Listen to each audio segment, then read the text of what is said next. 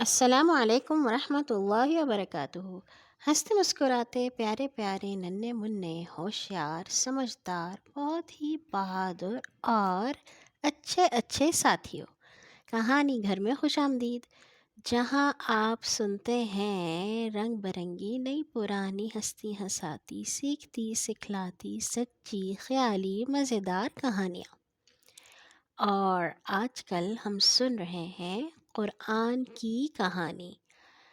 کل ہم نے سنا تھا کہ کس طرح حضرت جبرائیل علیہ السلام ہمارے پیارے نبی کے پاس قرآن کی پہلی وحی لے کر نازل ہوئے تھے غار حرا میں۔ آج ہم دیکھتے ہیں کہ یہ قرآن جو 23 سال میں آہستہ آہستہ نازل ہوا، وہ آخر ہم تک کیسے پہنچا، وہ کس نے لکھا، اس کو کتاب کی شکل میں کس نے ترتیب دیا۔ چلیے شروع کرتے ہیں۔ قرآن جب پہلی وحی اس کی نازل ہوئی اور پھر اس کے بعد باقاعدگی سے حضرت جبرائیل علیہ السلام نبی صلی اللہ علیہ وسلم کے پاس آیات لے کے آیا کرتے تھے اور ان کو بتاتے تھے کہ اس آیت کو آپ نے یہاں پہ لکھنا ہے، یہ اس صورت کا یہ نام ہے، یہ والی آیت اس صورت میں آئے گی۔ اور نبی صلی اللہ علیہ وسلم کے کچھ صحابہ تھے، ان کے کچھ ساتھی تھے جن کو کہتے تھے کاتبین وحی۔ کاتبین وحی ہے وہ لوگ تھے جن میں جو ہر وقت نبی صلی اللہ علیہ وسلم کے پاس رہتے تھے، اور جب پیارے نبی ان کو کہتے تھے تو وہ اس کو لکھ لیتے تھے۔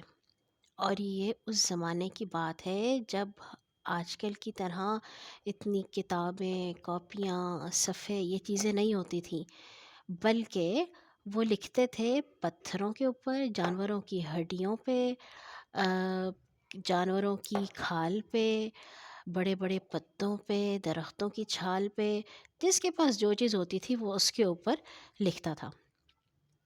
اور زیادہ لوگ جو تھے وہ اسے یاد کیا کرتے تھے۔ نبی صلی اللہ علیہ وسلم اپنے صحابہ کو کہتے تھے کہ آپ نے یہ والی آیت یہاں پہ لکھنی ہے اور اس صورت کا یہ نام ہے۔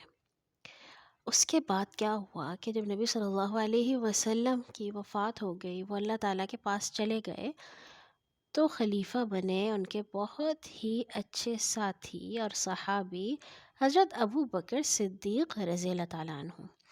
حضرت ابو بکر صدیق جب حکومت کر رہے تھے تو اس وقت بہت سارے لوگوں نے یہ کہنا شروع کر دیا کہ ہم تو اللہ تعالیٰ کے نبی ہیں، حالانکہ پیارے نبی نے یہ کہا تھا کہ میرے بعد اب کوئی نبی نہیں آئے گا، لیکن کچھ ایسے لوگ تھے انہوں نے کہا کہ نہیں، ہم تو اللہ تعالیٰ کے نبی ہیں اور ہماری بات مانو۔ حضرت ابوبکر صدیق نے ان لوگوں سے جا کر جہاد کیا۔ ان میں ایک آدمی تھا، اس کا نام تھا مسیلمہ الکذاب۔ مسیلمہ الکذاب جو تھا اس نے کہا کہ میں ہی اللہ تعالیٰ کا نبی ہوں اور میرے پاس جبرائیل بھی آتے ہیں اور مجھے قرآن بھی پڑھاتے ہیں، اور اگر کوئی میری بات نہیں مانے گا تو میں اس کے ساتھ جنگ کروں گا۔ حضرت ابوبکر صدیق نے بہت سارے صحابہ کو اکٹھا کیا اور کہا کہ اس آدمی کے پاس جائیں جس کا نام مسیلمہ ہے، اور جا کے اس کے ساتھ جہاد کریں تاکہ وہ جھوٹ جو بول رہا ہے اس کو ہم ختم کر سکیں۔ وہ جنگ جو ہوئی تو اس میں مسلمان جیت تو گئے، لیکن بہت سارے صحابہ شہید بھی ہو گئے، اور ان شہید ہونے والوں میں 70 صحابہ ایسے تھے جن کو قرآن بہت اچھی طرح یاد تھا۔ جب ایسا ہوا تو حضرت ابوبکر صدیق اور باقی لوگ بہت پریشان ہو گئے۔ انہوں نے کہا ابھی تک تو ہمارے پاس قرآن اس کی کوئی کتاب موجود ہی نہیں ہے، اور اگر ایسے ہی لوگ شہید ہوتے رہے تو قرآن پھر کسی کے پاس بھی نہیں ہوگا۔ تو ابوبکر صدیق نے ایک گروپ بنایا اور اس میں انہوں نے صحابہ کو اکٹھا کیا اور کہا کہ آپ لوگ جس کے پاس بھی قرآن لکھا ہوا ہے ہڈیوں کے اوپر اور کھالوں کے اوپر اور پتوں کے اوپر اور پتھر کی سلوں کے اوپر، وہ آپ جمع کریں اور اس کو ایک ساتھ اکٹھا کریں۔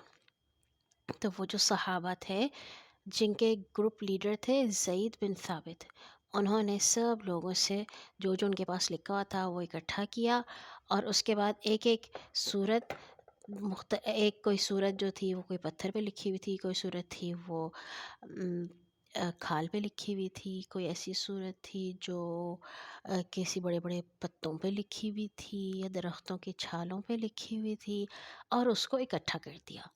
لیکن یہاں پہ بھی صورتیں جو تھیں وہ ترتیب سے نہیں تھیں، جیسے ابھی ہمارے پاس سب سے پہلے صورت فاتحہ ہے، پھر صورت بقرہ ہے، اور سب سے آخری صورت ناس ہے۔ جو حضرت ابوبکر صدیق نے جو قرآن بنایا، جو کتاب بنائی، اس میں صورتیں ترتیب سے نہیں تھیں، لیکن اس میں ساری صورتیں موجود تھیں۔ اس کے بعد کیا ہوا کہ حضرت ابوبکر صدیق کے بعد حضرت عمر آئے، اور حضرت عمر کے بعد آئے حضرت عثمان رضی اللہ تعالیٰ عنہ۔ حضرت عثمان رضی اللہ تعالیٰ عنہ جب آئے تو اس وقت مسلمانوں نے بہت جہاد کیا تھا، اور بہت سارے لوگ مسلمان ہو گئے تھے۔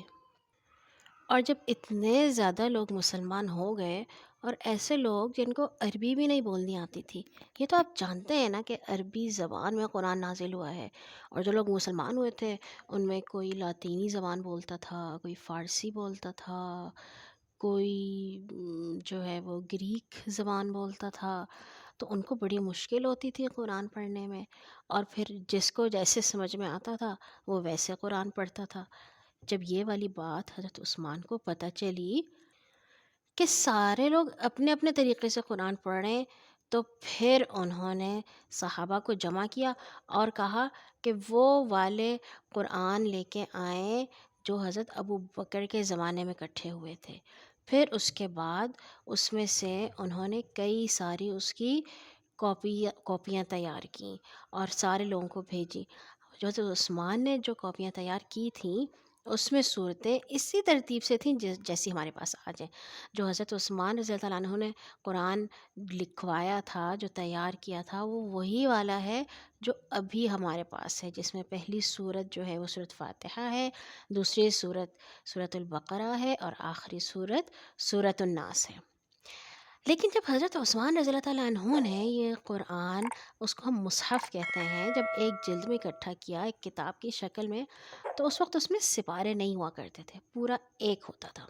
پھر اس کے بعد آہستہ آہستہ لوگوں نے کہا کہ قرآن تو چونکہ روزانہ پڑھنا ہوتا ہے، اور روزانہ پڑھنا ہوتا ہے تو مہینے میں 30 دن ہوتے ہیں، اور اگر 30 دن ہوتے ہیں تو ہم اس کو 30 حصوں میں تقسیم کر دیتے ہیں کہ روز ہم اتنا حصہ پڑھیں گے برابر برابر، تو ہمارا ایک مہینے میں قرآن ختم ہو جائے گا۔ اسی لیے ہمارے پاس جو اب موجود ہے، تو ہمارے پاس 30 سپارے موجود ہیں، ٹھیک ہے۔ تو ننھے ساتھیوں، اس کا مطلب ہے کہ قرآن کے اس شکل میں آنے تک جیسے ہمارے پاس آج موجود ہے، اس کے 3 مراحل تھے، اس کے 3 لیولز تھے، ٹھیک ہے، 3 اس کی سٹیجز تھیں۔ سب سے پہلے نبی صلی اللہ علیہ وسلم کے زمانے میں جب لوگوں نے قرآن یاد بھی کیا اور لکھا بھی، پھر حضرت ابوبکر نے اس کو اکٹھا کیا، اور پھر حضرت عثمان رضی اللہ تعالیٰ عنہ نے اکٹھا کیا۔ آج کے لیے اتنا ہی۔ کل سے ہم شروع کریں گے انشاءاللہ تعالیٰ کہ پہلے سپارے میں اللہ تعالیٰ نے ہمیں کون کون سی کہانیاں سنائی ہیں۔ سونے سے پہلے اپنے لیے اور تمام مسلمانوں کے لیے دعا کرنا مت بھولیے گا۔ اللہ حافظ۔